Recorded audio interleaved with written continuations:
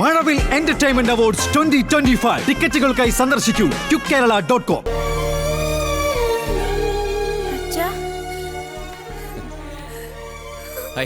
എന്താ ഇത്? എനിക്ക് അത്യാവശ്യമായിട്ടൊന്ന് ദുബായ് വരെ പോവേണ്ടി വന്നു, പോയി. കല്യാണത്തിന് തിരക്കായതുകൊണ്ട് നിങ്ങളോടൊക്കെ പറയാനും യാത്ര ചോദിക്കാനും പറ്റിയില്ല. അത് ഇത്ര വലിയ ഇഷ്യൂ ആക്കണം?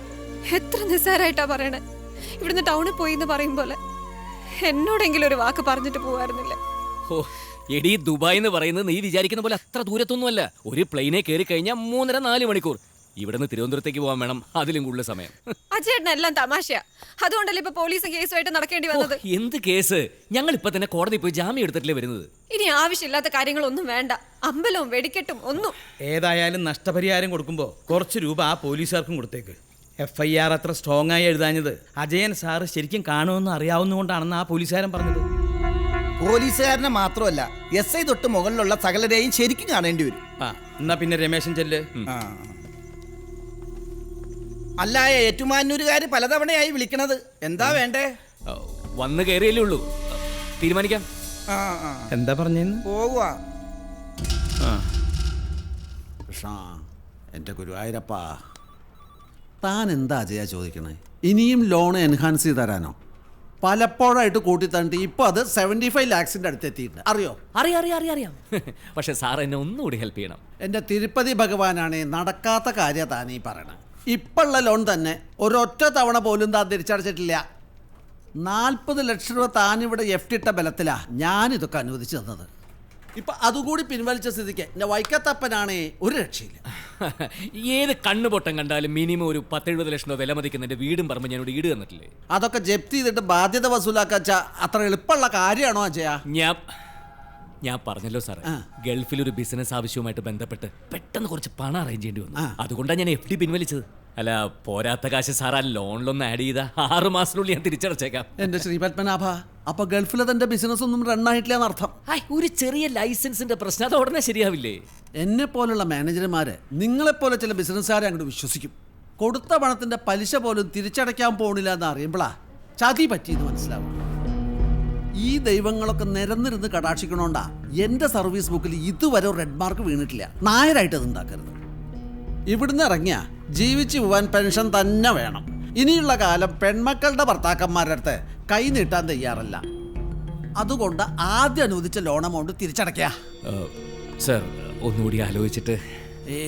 ഒരുപാട് ഇപ്പൊ തന്നെ ആലോചിച്ചതാ. ലോൺ തിരിച്ചടയ്ക്കുന്ന കാര്യത്തിൽ എന്തെങ്കിലും മാർഗം ഉണ്ടാക്കിയില്ലെങ്കിൽ പറശ്ശിനിക്കടവ് മുത്തപ്പനാണ് തിരിച്ചു പിടിക്കാനുള്ള മാർഗം ഞാൻ നോക്കും. കഴിഞ്ഞ മകരത്തിൽ എൻ്റെ ദശ മാറി. ശനിയാ, അതും കണ്ടകൻ കൊണ്ടേ പോവൂ. പക്ഷെ താനായിട്ട് അതിന് ആക്കം കൂട്ടരുത്. തനിക്കിപ്പോൾ ഏതാ ദശ? അറിയില്ല സാർ. എന്നാ ഒന്ന് നോക്കിച്ചോളൂ. വല്ല കുഴപ്പം പിടിച്ച കാലാച്ച എന്തെങ്കിലും പരിഹാരം ചെയ്ത് രക്ഷപ്പെടാൻ നോക്കുക. ഈ ജാതകം എന്നൊക്കെ പറയണത് വലിയ സത്യ. എന്തെങ്കിലും കുഴപ്പം വരാൻ നേരത്തെ മനുഷ്യന്മാർ ഇതൊക്കെ നോക്കുക. അപ്പം പിന്നെ പിടിച്ചാൽ കിട്ടാത്ത കാലമായിട്ടുണ്ടാവും. ആഞ്ജനേയാ. അജേട്ടാ, ഫോൺ.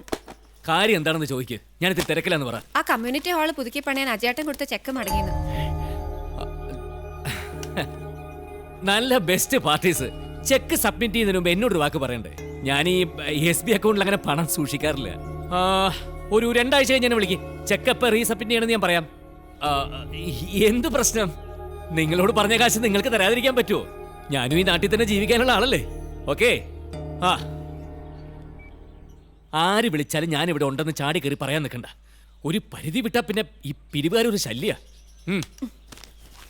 അജേട്ടൻ എന്തായി തരണേ? നിങ്ങൾക്ക് ഇങ്ങനെ വലിച്ചു വാരിയിട്ട് പോയാ മതി. ഒതുക്കി വെക്കാൻ ഞാൻ തന്നെ വേണ്ടേ? നിന്റെ ഒതുക്കല് തന്നെയാ ഈ പ്രശ്നം. ഒരു സാധനം വെച്ചെടുത്ത് കാണില്ല. എന്താ വേണ്ടതെന്ന് പറഞ്ഞാൽ ഞാൻ എടുത്തു തരില്ല. ഇങ്ങനെ കുത്തി മറിക്കണോ? എന്താ വേണ്ടത്? ജാതകം. എന്റെ അമ്മ ഞാൻ ജനിച്ചപ്പ താളിയോലയിൽ എഴുതിപ്പിച്ചൊരു ജാതകം ഉണ്ടായിരുന്നു. അത് ഇവിടെ സൂക്ഷിച്ചു വെച്ചിരുന്നതാ.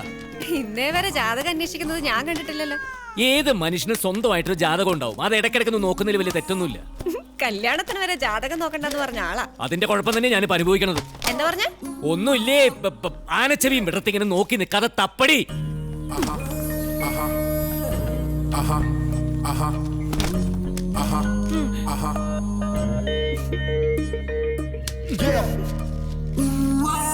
ഇതിപ്പോ ഏത് പണിക്കരെ കൊണ്ടാണോ വായിപ്പിക്കാൻ പോണത്? എന്താ നിന്റെ സ്വരത്തിലൊരു പൂജ്ഞം?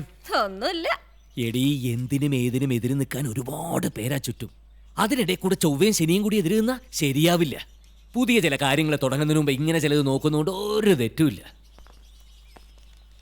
ആ നീ എന്താ വൈകിയത്? ലക്ഷ്മിയുടെ അടുത്ത് പോയതാ. അവളുടെ ഓപ്പറേഷന്റെ ഡേറ്റ് ഫിക്സ് ആയി. അതെയോ? അച്ഛാ, നെക്സ്റ്റ് മന്ത് 10th 8th പോയി അഡ്മിറ്റ് ആവണം. അവരുടെ ഹോപ്പ് മുഴുവൻ അച്ഛനിലാട്ടോ. അടുത്ത മാസമല്ലേ?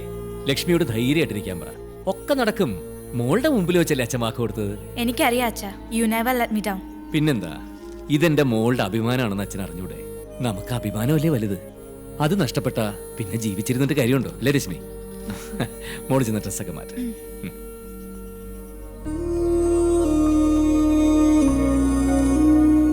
എനിക്കിതിലൊന്നും അങ്ങോട്ട് പൂർണ്ണ വിശ്വാസം ഉണ്ടായിട്ടല്ല.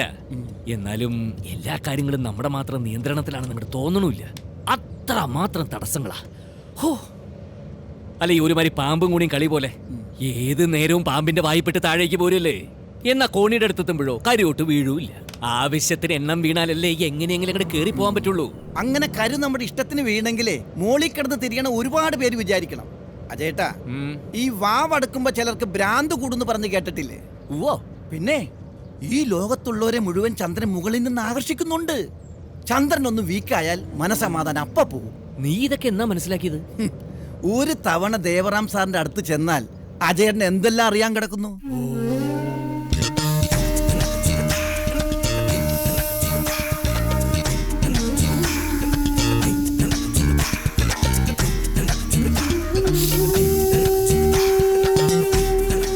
അല്ല ഈ ദേവറാം എന്ന് പറയുന്നത് അത്ര വലിയ ജോത്സ്യനാ?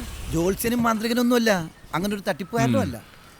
ദേ എന്റെ കയ്യിൽ തിലകമണി കണ്ട, മൂപ്പര് തന്നതാ. ഇത് ഇട്ടേ പിന്നെ ഒരു പ്രോബ്ലം എന്നെ ബാധിച്ചിട്ടില്ല. ഞങ്ങളുടെ നേതാവ് പാർട്ടിയിലേക്ക് തിരിച്ചു വന്ന എങ്ങനെയാ? മൂപ്പര് പറഞ്ഞ പോലെ ലൈഫ് സ്റ്റൈൽ മാറ്റിയിട്ടാ. എന്നാലും ഈ ആൾ ദൈവം എന്നൊക്കെ പറയുമ്പോ ഇത് ദൈവമാണെന്ന് ആര് പറഞ്ഞു? സയൻസ് ആണ്.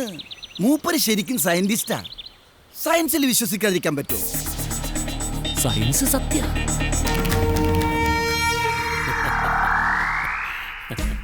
ഞാനൊരു ജാലവിദ്യക്കാരനല്ല, ജ്യോതിഷിയല്ല, സന്യാസിയല്ല. സാധാരണ ഭൗതിക ജീവിതം നയിക്കുന്ന ഗൃഹസ്ഥാശ്രമിയായ ഞാൻ ഭൂമിയിൽ അസംഖ്യം ജീവജാലങ്ങളെ സ്വാധീനിക്കുന്ന നെഗറ്റീവ് പോസിറ്റീവ് എനർജി എന്താണെന്ന് മനസ്സിലാക്കാൻ ശ്രമിക്കുന്നുവെന്നേ ഉള്ളൂ. നമ്മെ ബാധിക്കുന്ന നെഗറ്റീവ് എനർജി പോസിറ്റീവ് ആക്കുന്നത് എങ്ങനെ എന്ന് ഞാൻ ചിന്തിക്കുന്നു. അല്ല, എനിക്ക് ഇത്തരം കാര്യങ്ങൾ അങ്ങോട്ട് പെട്ടെന്ന് മനസ്സിലാവില്ല. പക്ഷെ താങ്കൾ കടന്നു വന്നപ്പോൾ അപാരമായ ഒരു പോസിറ്റീവ് എനർജി എനിക്ക് ഫീൽ ചെയ്തു. നിങ്ങളുടെ വസ്ത്രം കൂടി കണ്ടപ്പോൾ ഞാൻ ഉറപ്പിച്ചു, അസാരമായ ദൈവാധീനമുള്ള ഒരാളാണ് എന്നെ തേടി വന്നിരിക്കുന്നതെന്ന്. പറയൂ, ശനിയാഴ്ച ധരിക്കേണ്ടുന്ന നിറം കറുപ്പാണെന്ന് അറിഞ്ഞുകൊണ്ട് തന്നെയാണോ ഇന്ന് താങ്കൾ കറുപ്പ് ഷർട്ടിട്ടത്?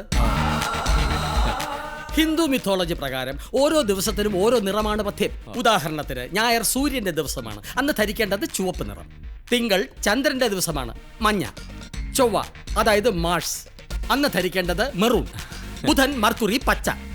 വ്യാഴത്തിന് ഓറഞ്ച്. വെള്ളി ശുക്രൻ, നീലയോ വെള്ളയോ അഭികാമ്യം. ശനി എന്നാൽ സാറ്റേൺ, അതുകൊണ്ട് കറുപ്പ്. അയ്യോ, അതൊന്നും നോക്കിയിട്ടല്ല ഞാൻ ഈ ഷർട്ട് ഇട്ടത്. മനസ്സിലായി. അതറിയാവുന്നവർ കോസ്മിക് ലോയെ അനുസരിക്കുന്നവരാണ്. ദൈവാധീനമുള്ള ചിലരാകട്ടെ അവരറിയാതെ തന്നെ ആ നിറം തിരഞ്ഞെടുക്കുന്നു. താങ്കൾ അങ്ങനെ ഒരാളാണ്.